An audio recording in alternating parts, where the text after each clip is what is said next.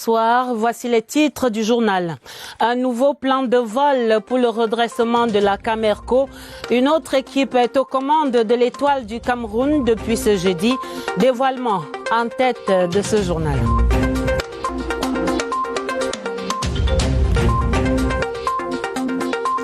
Le plan de reconstruction et de développement pour l'extrême nord doit prendre corps cette année.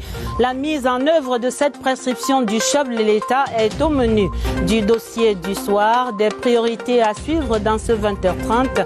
Le chef de service économie à la rédaction sera sur ce plateau. Et puis un mauvais plan de remise en selle qui choque le monde.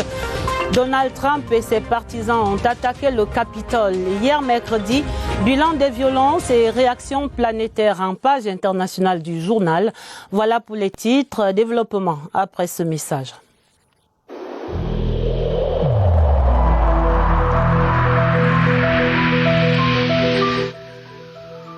J'ai personnellement constaté que la plupart de nos concitoyens ne respectent plus les mesures de protection édictées par le gouvernement.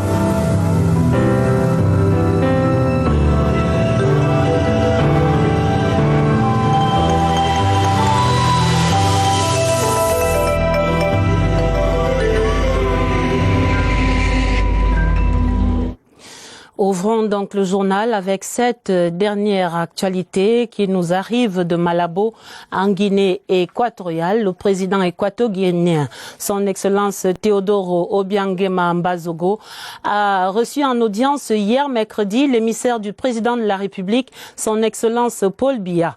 Le ministre d'État, secrétaire général de la présidence de la République, Ferdinand Ngongo, ici à l'image, était porteur d'un message du chef de l'État à son homologue équato-guinéen. Et au terme de ces entretiens, le ministre d'État, secrétaire général de la présidence de la République, a confié les contours de sa mission à nos confrères de la presse équato-guinéenne. Je vous propose de l'écouter.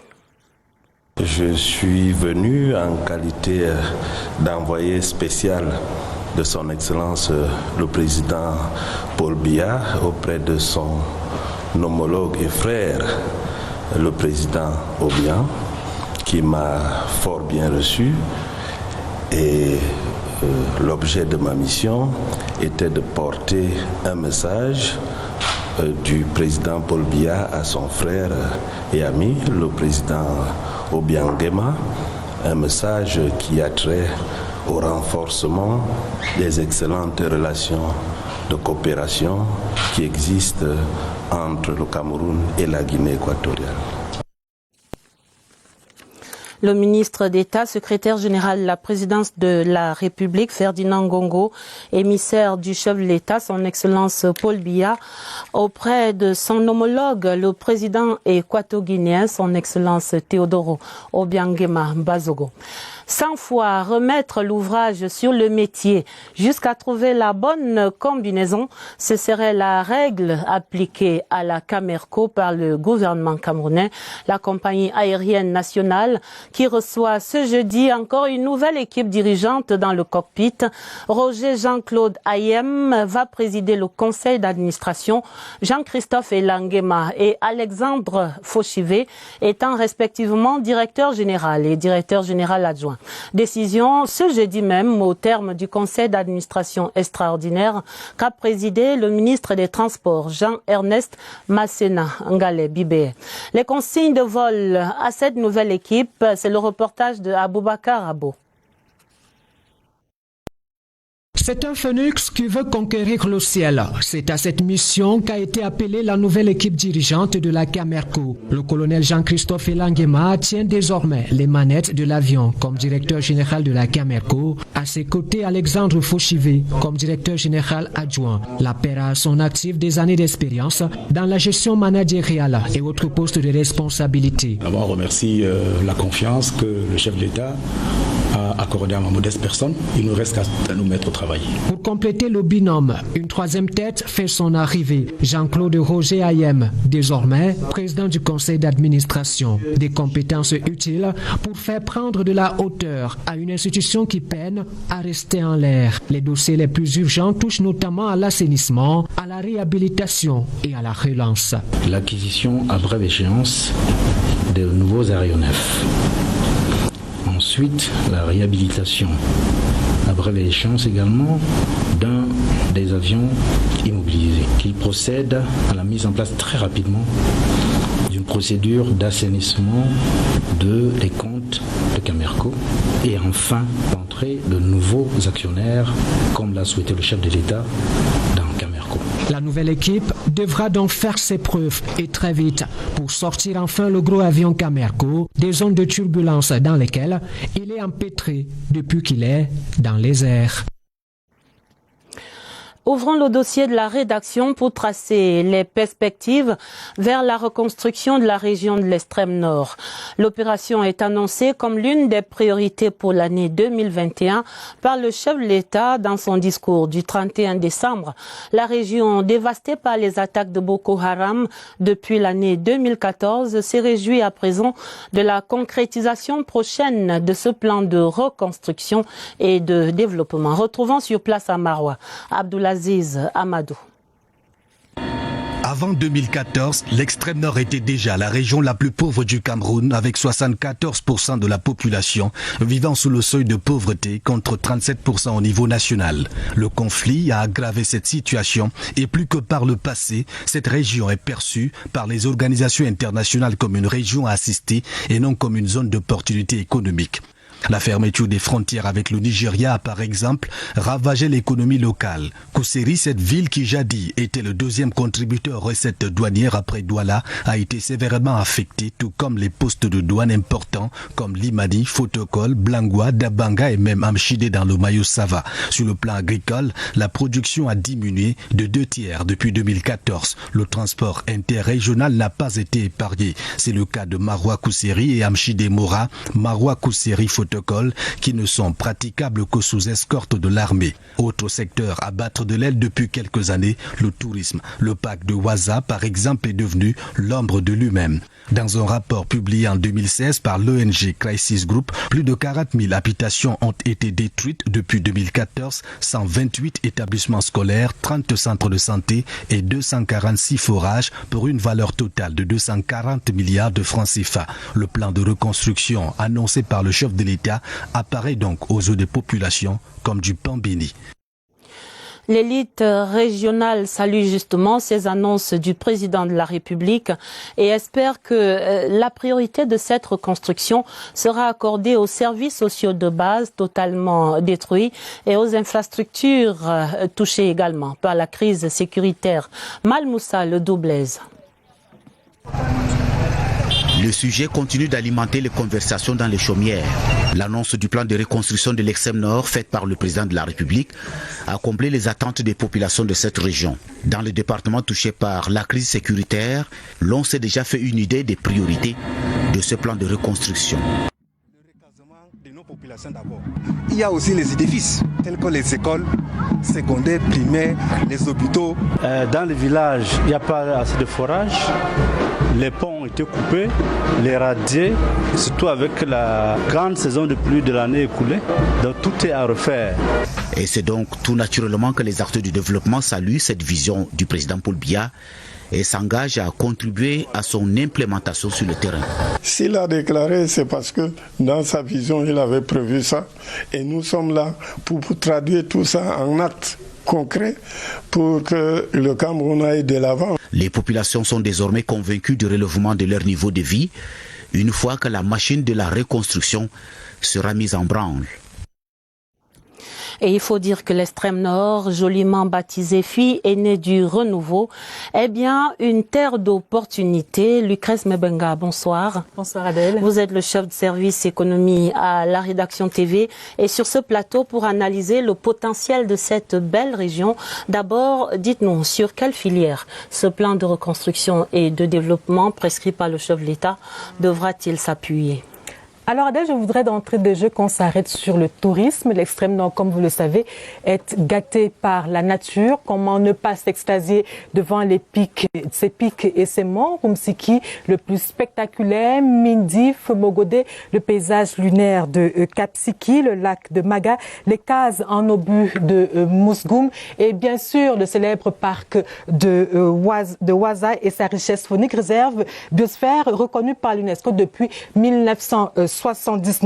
Tenez, en 2012, la région a reçu 67 444 touristes pour un chiffre d'affaires d'1,124 milliard de francs CFA. Malheureusement, Boko Haram a briser ce bel élan. Aujourd'hui, il s'agit donc de reconstruire la sécurité, la confiance, mais également les sites détruits. L'extrême nord, Adèle, c'est aussi son potentiel agricole, le riz, le maïs, le soja. Mais arrêtons-nous un seul instant sur le riz. Le potentiel du secteur est de plus de 50 000 hectares pour une production de 900 000 tonnes de paddy par an. Vous le savez, la sèmerie est installée dans la région de l'extrême nord. La transformation de cette production créerait une valeur ajoutée de 150 milliards par an si l'on en croit le programme de développement rural intégré Chari Logon. Dans le secteur de l'élevage, la filière viande est également une opportunité avec une possibilité de porter le cheptel à plus d'1 million. La chaîne de valeur de lait a un fort potentiel à condition que l'on porte la production à 15 litres par jour et par vache et non pas à 2 litres comme c'est le cas aujourd'hui selon des sources bien introduites. Et puis à côté du cheptel bovin, il y a également les petits ruminants, 60% du cheptel national et la volaille notamment. Et bien évidemment, la pisciculture n'est pas un reste malgré les effets néfastes des changements climatiques sur le lac Tchad. Riche potentiel décidément et puis la décentralisation qui va ouvrir de nombreuses perspectives. Mais qu'est-ce qui doit retenir l'attention dans cette région de l'extrême nord en rapport avec les 9 autres régions? Alors, j'imagine quel avantage comparatif? Absolument, vous voulez parler de ces avantages comparatifs. C'est d'abord la démographie. L'extrême nord, c'est une population estimée à 4 millions. On y retrouve une jeunesse rompue au travail agricole et aux échanges frontaliers. Une jeunesse qui tourne massivement le dos de plus en plus à Boko Haram. L'extrême nord, c'est aussi des débouchés vers le Tchad, le Nigeria et donc vers plusieurs pays de l'Afrique de l'Ouest, ce qui représente autant de marchés pour les produits du septentrion, mais également du Grand Sud. Et les perspectives de fluidité des échanges avec le Tchad à travers le pont sur le Logon à Yagwa et la réhabilitation de la route Maroua-Mora vers Kousséri sont aussi porteuses de développement. Et puis, il y a l'université de Maroua et ses filières innovantes et professionnalisantes dans les domaines tels que les industries extractives, textiles, cuir, génie culturel, météorologie. C'est une université en pleine expansion avec de grandes écoles, j'allais le dire. Alors, Adèle, de la sécurité, le pari de la sécurité ayant été gagné, on peut le dire ainsi, toutes ces opportunités et ces atouts ne peuvent se transformer en gains que si les chantiers engagés dans le secteur routier, énergétique et éducatif sont livrés. Dans tous les cas, au regard de la position stratégique de l'extrême nord dans notre pays, les bénéfices seront largement au-dessus des investissements consentis. Merci Lucrèce pour tous ces éclairages. La paix qui se construit également un peu plus au sud, dans la région de la Damawa. Les forces de la 31e brigade d'infanterie motorisée veillent désormais à la frontière avec le Nigeria. Il s'agit de sécuriser les biens et les personnes face aux enlèvements qu'on connaît depuis quelque temps maintenant et autres exactions. Prenons dans le pouls, dans les arrondissements de Koncha et de Mayo Balia, c'est avec Salomon Kankili sur place dans la Damawa. Une opération commando en pleine savane, sur les routes escarpées du Faro Edeyo, à voiture, sur des motocyclettes ou même à pied sur des kilomètres, l'armée camerounaise ratisse. Un exercice devenu quasi quotidien pour ces hommes déterminés à sécuriser cette frontière longue de 250 km et qui sépare le Cameroun du Nigeria. Les difficultés que nous avons ici pour sécuriser cette zone, première des choses, c'est la communication. Cette zone n'est pas couverte par le GSM, l'état de la route. Même quand on dope les motos, ça abîme en très peu de temps. Le ravitaillement des hommes, pour se ravitailler ici, acheter quelque chose, il faut aller à Konja. Pour combattre vigoureusement les bandes armées terrées dans ce massif forestier, la collaboration avec les forces nigérianes est permanente. Ce poste frontière côté nigérien est par exemple constamment appuyé par des troupes camerounaises. Elles assurent également la veille à Kodjoli, Kachala ou encore à Vokti. Des dizaines et bien des dizaines de kilomètres à parcourir à bord de moto uniquement pour sécuriser cette zone frontalière entre le Cameroun et le Nigeria, un exercice quasi permanent pour l'armée camerounaise pour que les populations de part et d'autre vivent en paix. Autres régions et d'autres types de défis sécuritaires, c'est bien la région de l'Est, le soleil levant, qui fait régulièrement face aux poussées de tension à sa frontière avec la République centrafricaine. Le chef d'état-major des armées, René-Claude Meka, prenait cette semaine la pleine mesure de la situation à Garoua-Boulaye. Nous y retrouvons Elvis Ngibezon. L'arrondissement de Garoua-Boulaye, qui accueille le général de corps d'armée René-Claude Meka, partage une bande frontalière longue de 152 km avec la République centrafricaine. Ce pays voisin, frère et ami, insiste le chef d'état-major des armées, connaît depuis les dernières élections quelques troubles causés et entretenus par des bandes rebelles dont les actions mettent à mal la concorde, la cohésion, la tranquillité et la paix des populations le long de la frontière Est avec la RCA. Nous sommes donc venus ici pour nous rassurer auprès de responsables militaires sur place de l'efficacité de mesures qui ont été prises pour éviter que notre pays soit débordé par tous ces désordres. En présence du chef d'état-major de l'armée des terres, le général de division Baba Soulé, et de 4 autres officiers généraux, le chef d'état-major des armées prescrit posture offensive et vigilance avant de transmettre aux soldats déployés le long de cette frontière Est avec la RCA les encouragements du chef des armées. Le financement des projets intégrateurs en Afrique centrale se précise. La BDAC qui vient de lever près de 107 milliards de francs CFA sur le marché sous-régional. Et pour faire la lumière sur le déroulement de cette opération, le président de la banque Fortunato Ofambo Nchama a donné une conférence de presse au siège de l'institution au Congo-Brazzaville. Nous allons maintenant entendre l'essentiel de cette communication avec Joseph Itote à Douala. Du 21 au 29 décembre dernier, la Banque de développement des États de l'Afrique centrale a lancé l'émission d'obligations par appel public à l'épargne sur le marché financier sous-régional pour un montant de 100 milliards de francs CFA. Les réactions de la communauté des investisseurs des pays de la CEMAC ne se sont pas fait attendre.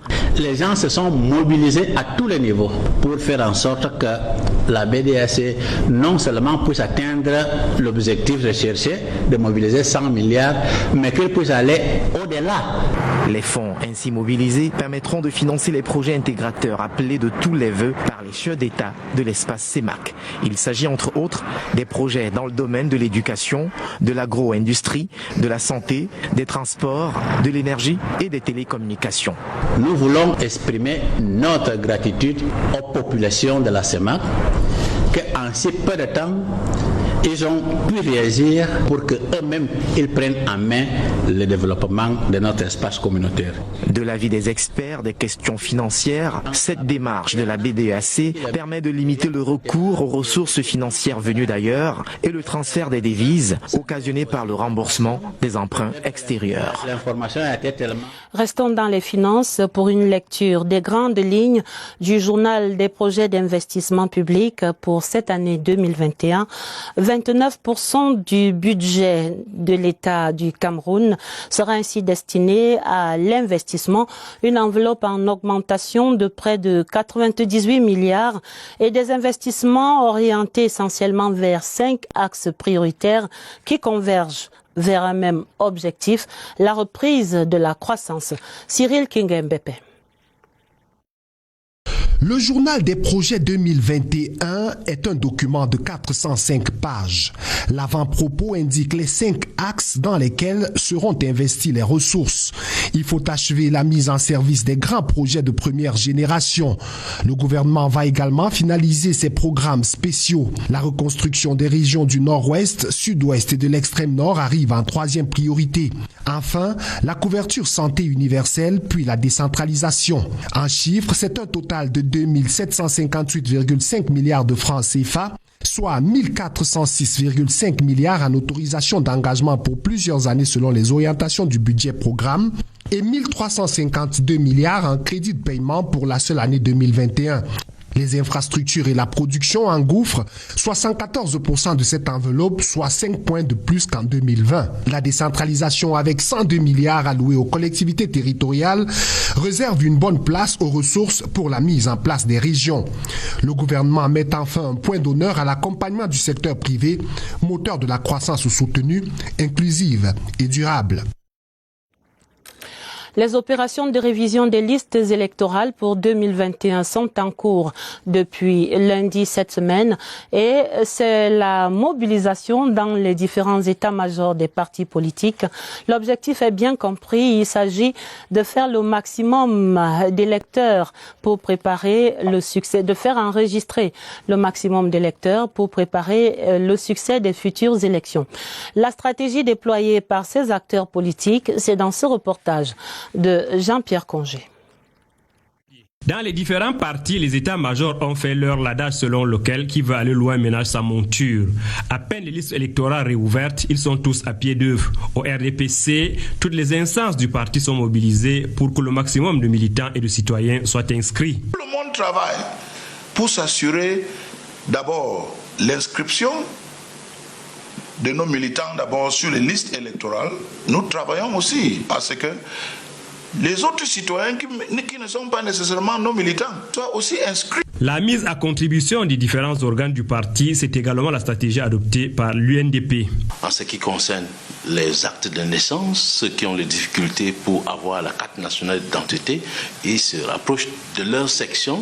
Au PCRN, le mouvement 11 millions de citoyens qui regroupe Univers, le SDF, l'ANDP, le Pulse et l'offre Orange est remis au goût du jour pour mieux accompagner l'ELECAM dans le processus de révision des listes électorales. Nous en appelons à la bienveillance des responsables de l'ELECAM de nous donner cette possibilité de descendre avec leurs équipes sur le terrain, parce que c'est sur le terrain, c'est dans les maisons, c'est dans les foyers que nous trouvons des gens qui ne sont pas inscrits. L'objectif poursuivi par les différents états-majors est qu'en août 2021, les listes de l'ELECAM comptent de loin plus de 6 millions d'électeurs, chiffre enregistré lors des dernières élections.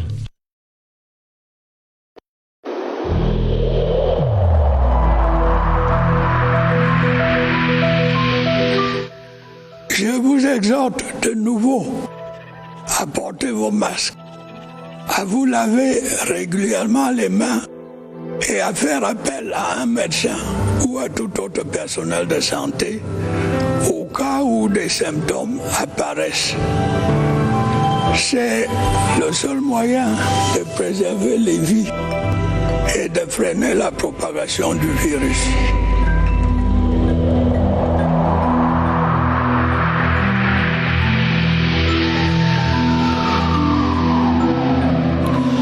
Les dernières nouvelles de la guerre contre le coronavirus, nous allons immédiatement prendre les dernières informations sur le terrain au centre des opérations d'urgence de santé publique où est déjà mobilisé notre reporter Évariste Eyenga. Bonsoir. Qu'est-ce que nous devons donc savoir ce soir ? Bonsoir, les stades ne seront pas vides durant le CHAN 2020 qui s'ouvre bientôt. Il y aura du public dans les gradins, mais dans quelle mesure le ministère des Sports et celui de la Santé doivent travailler en étroite collaboration de la primature. Comment cela devrait se passer? On s'intéresse à cela avec le docteur Simon Noudji ce soir. Docteur, bonsoir. Bonsoir, Évariste. Vous êtes, c'est pour rappeler, chef unité de sensibilisation ici au COUPS.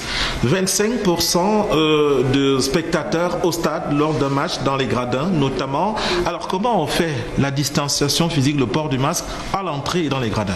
Dans les gradins, il y aura des marques qui seront éventuellement faites sur des sièges pour que les spectateurs puissent savoir qu'il y a des sièges où on peut s'asseoir et des sièges où on ne peut pas s'asseoir. Et de même, l'hygiène des mains sera assurée. On a multiplié les points de lavage des mains. Il y aura du gel hydroalcoolique pour que toutes les personnes puissent s'assurer qu'ils respectent l'hygiène des mains. Et aussi, l'entrée au stade sera conditionnée par le port du masque qui sera obligatoire. Voici un cas de figure. Le Cameroun est qualifié pour le second tour. Le Cameroun est qualifié pour la finale. C'est une bonne nouvelle. On doit jubiler. Qu'est-ce qu'on fait? Chacun jubile dans son coin, dans son siège. Question très pertinente. Vraiment, à chaque situation, il faut qu'on appelle la capacité adaptative de tout le monde. On est en situation de Covid, on ne peut pas jubiler comme s'il n'y avait pas Covid. Donc déjà, la disposition dans les stades va permettre que les personnes qu'on évite les embrassades au maximum. Donc, ERH a rappelé qu'on ne met pas de mesures de répression, voilà, mais on appelle à la responsabilité de toutes les personnes. On ne peut pas faire comme s'il n'y a pas Covid. Donc même pendant un match de football, on veut jubiler, jubilons, mais en pensant qu'il y a Covid. Donc la capacité adaptative de chaque individu est vraiment très très importante. Merci Dr Simon Noudji pour toutes ces informations. On a déjà bonne idée maintenant sur le protocole d'accès donc dans les stades à l'entrée et au niveau des gradins. J'ajoute simplement qu'il y a aussi des points agréés de dépistage et de prise en charge non loin de ces stades. C'est entendu, Évariste, on peut rire et sourire et même crier sous le masque. Et en santé encore, voici le ouf de soulagement des malades souffrant d'insuffisance rénale au centre d'hémodialyse de l'hôpital régional de Bamenda, le nord-ouest. La structure qui vient de recevoir 8 générateurs et d'autres équipements de dialyse du ministère de la Santé publique reprend donc du service. La réaction à Bamenda, Laurent Chissoukbe. Le centre d'hémodialyse de Bamenda sera à nouveau fonctionnel avec des équipements flambant neufs. Les cris de détresse des 55 malades souffrant d'insuffisance rénale ont été entendus par le ministre de la Santé publique. Nous avons reçu 8 machines d'hémodialyse, 8 fauteuils, les solutés et aussi les concentrés d'acide.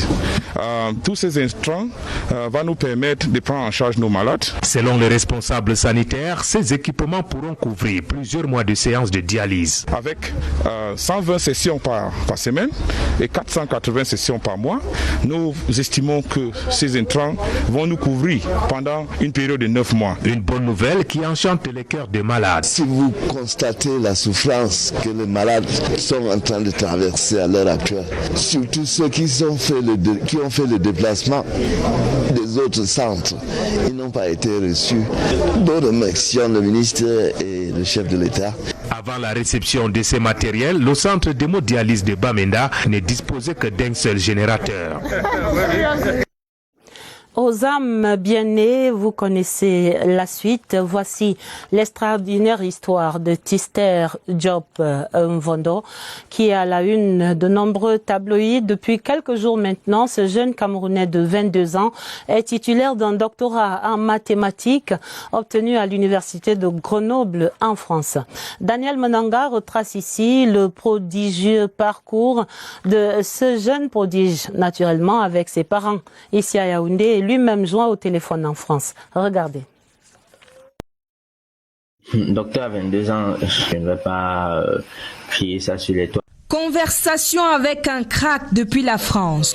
Tister Barbe Diop Mvondo devient le plus jeune titulaire d'un doctorat en Afrique. Job était parmi les 2 étudiants qui ont réalisé parfaitement le projet et donc je lui ai proposé de venir faire son stage dans mon labo pendant 6 mois. Quartier d'Iesomba, ici à Yaoundé, Barthélemy et Nadine, les parents, tous 2 enseignants, ont le triomphe modeste.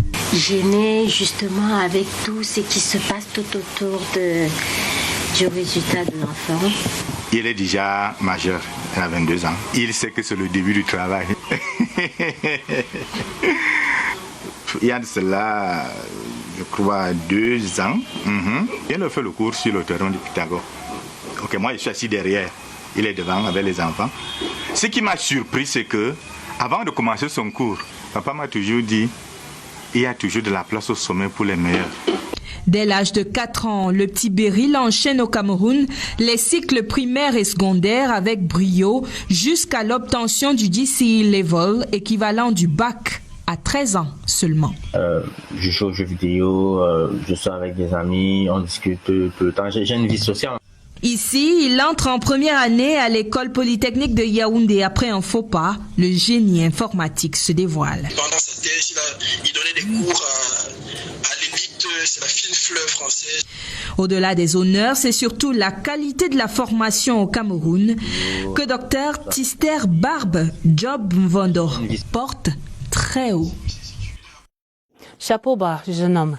La démocratie américaine à rude épreuve, le monde indigné après l'attaque du Congrès par les partisans de Donald Trump. Une attaque au moment de l'officialisation de la large victoire globale de Joe Biden. Le dernier bilan de ces violences au Capitole annonce 4 morts et 22 blessés. Synthèse des réactions à travers le monde. Augustin Guizana. Mercredi 6 janvier 2021, alors que l'élection de Joe Biden était sur le point d'être officialisée par le Congrès américain, de nombreux manifestants pro-Trump ont investi le Capitole de Washington DC. Un rassemblement violent qui a fait au moins 4 morts et 22 blessés selon l'agence Reuters. Le secrétaire général des Nations Unies, le président élu Joe Biden, le président français Emmanuel Macron, tous ont condamné l'acte. Et nous ne céderons rien à la violence de quelques-uns qui veulent remettre en cause cela. Pour certains analystes, l'assiégement du Congrès américain et l'attitude de Donald Trump qui conteste les résultats de l'élection présidentielle démontrent la fragilité de la démocratie américaine. Ce qui a été présenté à la face du monde comme étant la démocratie, comme étant le modèle à suivre par tous les États, a volé en éclats. Certains analysent même déjà les possibles implications juridiques des événements de Washington. Nous sommes à combien de morts aujourd'hui du fait du président Trump? Pourquoi est-ce que lui, il sera exempt du tribunal de la Haye?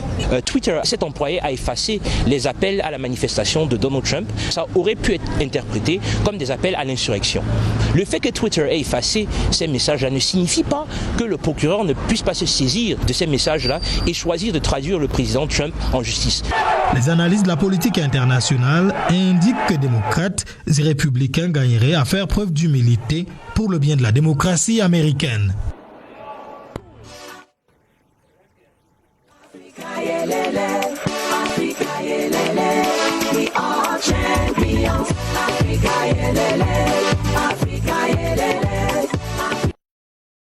Avant de vous donner les nouvelles, les dernières de ces préparations au CHAN, livrons ce télégramme officiel sur l'épilogue d'une autre présidentielle plus près de nous en République centrafricaine. Le président de la République du Cameroun, son Excellence Paul Biya, qui félicite son Excellence Faustin Archange Touadéra, président réélu donc de la RCA à Bangui. Et le président écrit: Monsieur le Président et chers frères, votre réélection à la magistrature suprême de votre pays m'offre l'agréable occasion de vous adresser mes vives et chaleureuse félicitations. J'y associe mes souhaits de succès dans l'accomplissement de votre nouveau mandat. Je saisis cette heureuse circonstance pour vous réitérer ma volonté d'œuvrer avec vous au renforcement et à l'approfondissement des excellentes relations d'amitié et de coopération qui unissent nos deux nations. Veuillez agréer, Monsieur le Président et chers frères, les assurances renouvelées de ma très haute considération. Le sport donc, le CHAN et la fin du tournoi des 4 nations préparatoires au championnat. Les Lions A' du Cameroun finissent au bas du classement. Le tournoi vient de s'achever ce soir. L'équipe nationale A' battue donc en deuxième rencontre de ce jeudi, 2-0 face à la Zambie. Mais on le dit, le meilleur est à venir. Joël Igor Banda. Follow this action. This could be dangerous for Cameroon, and it is a goal. Cameroun-Zambie, c'était la rencontre des mal classés. Mais au finish, ce sont les Chipolopolos qui l'emportent sur les Lions indomptables à prime du Cameroun sur le score de 2-0. La première chaude alerte survient à la 12e minute de jeu dans la défense camerounaise. Les Zambiens poussent et pressent. Moses Firi à 2 reprises manque d'ouvrir le score face au portier camerounais et Pané. Passé le premier quart d'heure, les coéquipiers des Jarsois ne réussissent pas toujours à percer la défense des Chipolopoulos. La première incursion des Lions indomptables à prime dans le camp zambien survient à la 28e minute. Le premier tir cadré, quant à lui, à la 32e minute de jeu, mais stoppé net par le portier zambien, Lamek Siawe. La réaction zambienne ne se fait pas attendre. La défense centrale du Cameroun va subir les assauts de Sikombe et de ses coéquipiers. Les deux équipes vont à la pause, 0 but partout. La deuxième mi-temps démarre comme la première, pas de temps d'observation. Les deux formations multiplient les actions de jeu. À la 47e minute, les Lions indomptables après sont cueillis à froid sur ce but de Colin Sikombe. À la 52e minute, Colin Sikombe, encore lui, manque d'aggraver le score. Les Lions indomptables après réagissent quelques minutes plus tard à la 55e minute, mais sans grand danger pour le portier zambien. 59e minute, la Zambie aggrave le score par l'entremise Zakaria Chilongo. Les Lions indomptables après terminent dernier avec 1 point pour ce tour de chauffe, un prélude au championnat d'Afrique des Nations, le CHAN. Des réglages urgents à faire donc pour ces A' par l'encadrement technique. Voilà qui met un terme à ce 20h30. Le journal était préparé avec la collaboration de Irène Janafouda et de Augusta Ngononga. Vous aurez un autre journal à minuit avec à votre compagnie Sadou Mamoudou et Elvis Teke. Pour les éditions du week-end, à partir de demain au 20h30, vous serez en compagnie de Atta Badine Omar. Je vous souhaite d'avance un excellent week-end et à lundi 20h30.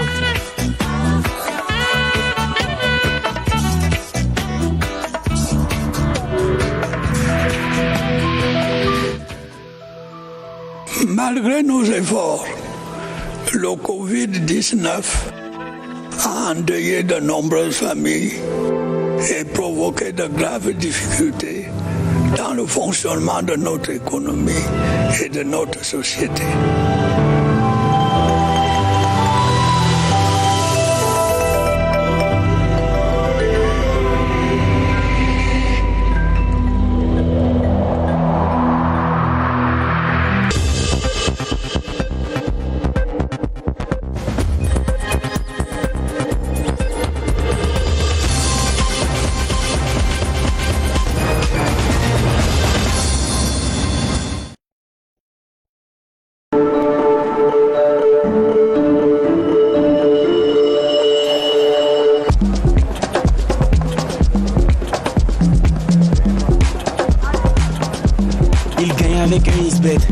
Et vous?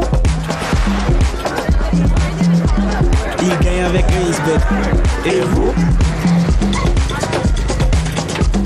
Il gagne avec un Xbet. Et vous? Il gagne avec un Xbet. Et vous? Un Xbet. Bookmaker Compagnie. Aïe aïe.